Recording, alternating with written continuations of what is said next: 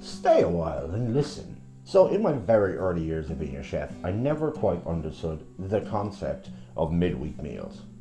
I understood the purpose they serve, but I was in a stage in my life when I could dedicate time to doing big dishes every day.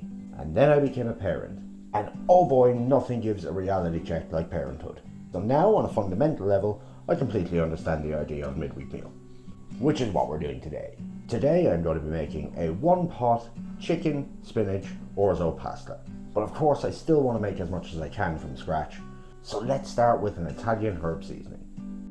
And for that we start out with 2 tablespoons of dried basil, 1 tablespoon of dried oregano, 1 tablespoon of dried rosemary, 1 tablespoon of marjoram, 1 tablespoon of dried thyme, and 1 tablespoon of red pepper flakes, and then I add a half a tablespoon of onion flakes.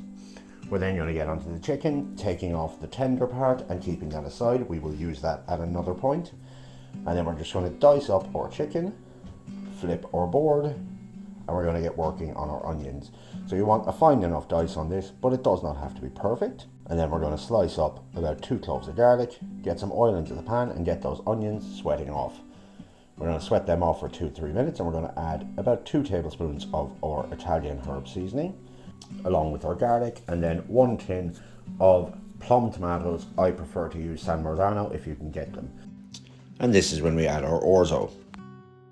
We then add some chicken stock, we add our chicken, get that nice and mixed, and then let that simmer away. We're going to be simmering that away for about a half an hour. We're then going to add our peas and our spinach, grate with a little bit of Parmesan. If it's too dry, add a little bit more stock, there's no harm in that. Taste for seasoning once your pasta is cooked, and then we're going to do a quick little bruschetta. So slice some sourdough bread, get some goat cheese on there, some sun-dried tomatoes, a drizzle of honey, a pinch of black pepper, and some flaky sea salt. Get that under a grill, and now we're about ready to serve. I like serving this family style, let everybody just kind of pick away with what they want. This was an absolutely amazing dish. I hope you give it a go, and as always, like and subscribe would be much appreciated.